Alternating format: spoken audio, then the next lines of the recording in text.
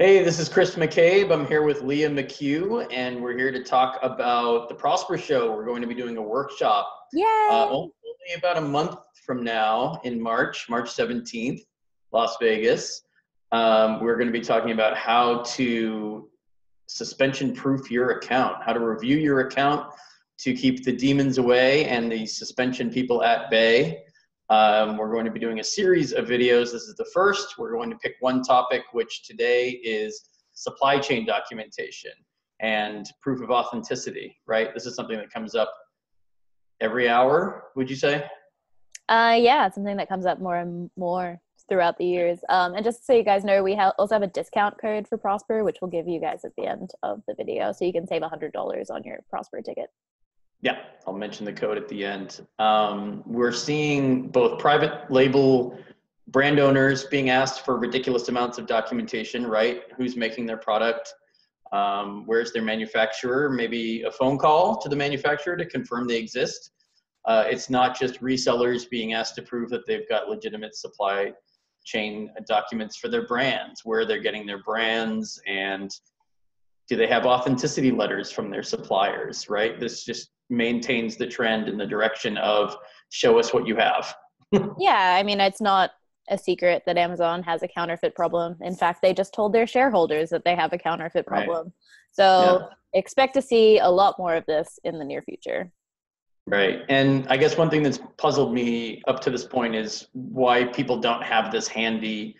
I know you don't always know which ASIN will attract. I mean, in our view, you can predict to some extent which ASIN will attract a performance notification. But it shouldn't matter. You should have this documentation for all of your Right. ASIN. Right. But why not have, first of all, you've got to have invoices ready or receipts. But you can prove authenticity so much more clearly and better and forcefully if you have an authenticity letter, preferably on your suppliers or from the brand, but on their company letterhead.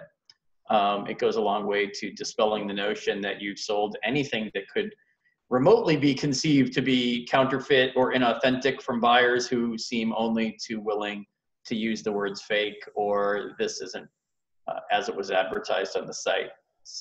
And make sure that your suppliers are verifiable, which I understand is something that wholesale suppliers aren't great at with web presence, but Right. they at least have to have a website, and there has to be a phone number that Amazon's investigators can call and speak to a person who's going to know who you are, not just their general customer service number where who knows who is answering. Right.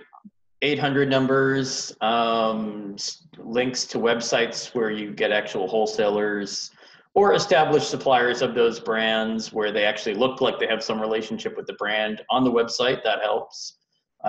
Even some indication that they're an authorized distributor for that brand, that helps as well. And if it's your own brand, then you need all of this for your manufacturer. Right. And if you're a manufacturer, then make this documentation for yourself. Yeah. I mean, one interesting thing lately was we have a Chinese manufacturer. Nobody there speaks English. What if they actually get a phone call from one of these Amazon investigators, which, of course, Amazon investigators do sometimes call suppliers. So that was an interesting puzzle lately because you have to kind of warn them that they might get a phone call from Amazon, but maybe tip them off that they might need to have somebody around who speaks English. I don't know. That's something to think about, though, because and it's well, not they just, must have somebody that speaks English if you don't speak Mandarin and they're your supplier. So. Right. Well, that, and also at some point the invoice has to be translated from Chinese to English. Yeah. But even beyond that, I've had people who were suspended who hired me to work on their reinstatement appeal, and one reason that they were suspended was because their documents weren't considered verified. Amazon did call the supplier and the supplier hung up on them or acted rudely or didn't know what they were talking about, wouldn't verify anything.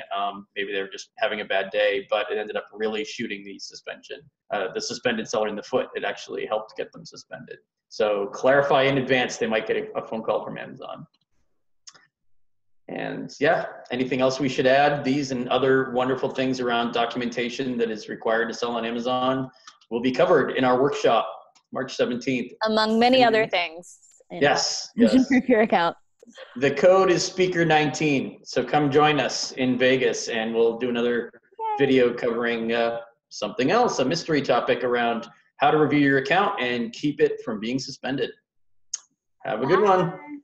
Bye.